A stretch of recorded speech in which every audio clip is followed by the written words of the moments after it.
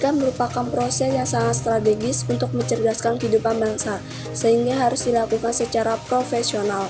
Oleh karena itu, guru sebagai salah satu pelaku pendidikan harus profesional.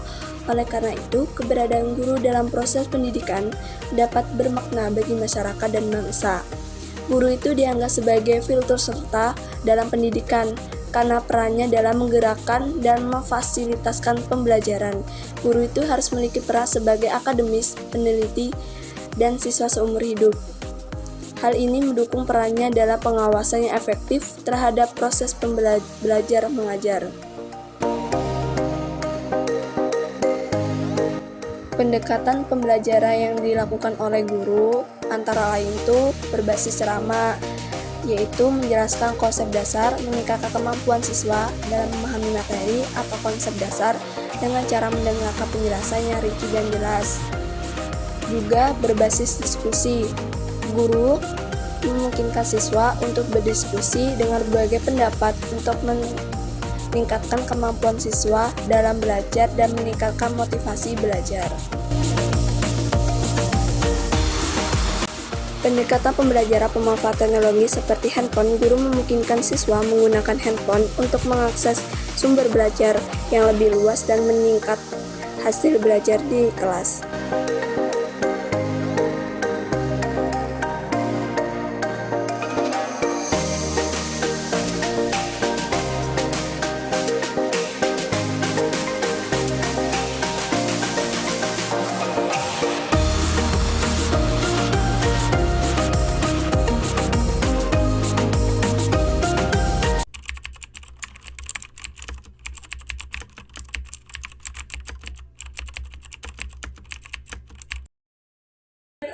Kalau kompetensi itu ya yang nyata harus menguasai bahan, harus mempunyai teknik-teknik di dalam mengajar, karena kita mengajar di pinggiran dengan di tengah kota beda. Ya, secara umum mungkin sama ya, tapi tetap kita beda. Saya pernah mengajar di daerah transmigrasi dan saya mengajar di sini beda. Harus mempunyai teknik-tekniknya. Dan kompetensi saya ya nyata-nyata harus menguasai mata pelajaran yang saya ajarkan, supaya saya waktu menjelaskan anak-anak tidak bingung dan saya juga tidak bingung. Kan pengen menjelaskan sama anak murid supaya anak murid tuh paham dengan pelajaran pian itu apa yang pengen lakukan. Yang saya lakukan supaya pelajaran itu paham, kan kemarin saya beri pertanyaan sama anak-anak yang menjawab itu aja. Nah setelah itu saya umpan balik lagi, saya balikan lagi, adakah yang menjawab selain si Lia, saya bilang. Selain dia, jawabannya tuh selain jawaban dia adakah? Nah kalau tidak ada, berarti anak ini banyak yang belum mengerti. Lalu kemarin saya ulangi lagi, di mana letak, mungkin saya waktu itu menjelaskannya belum pas. Nah itu karena kan kita mengajar itu kan bukan lalu kita hanya menyampaikan aja, harus ada respon dari anak-anak bagaimana.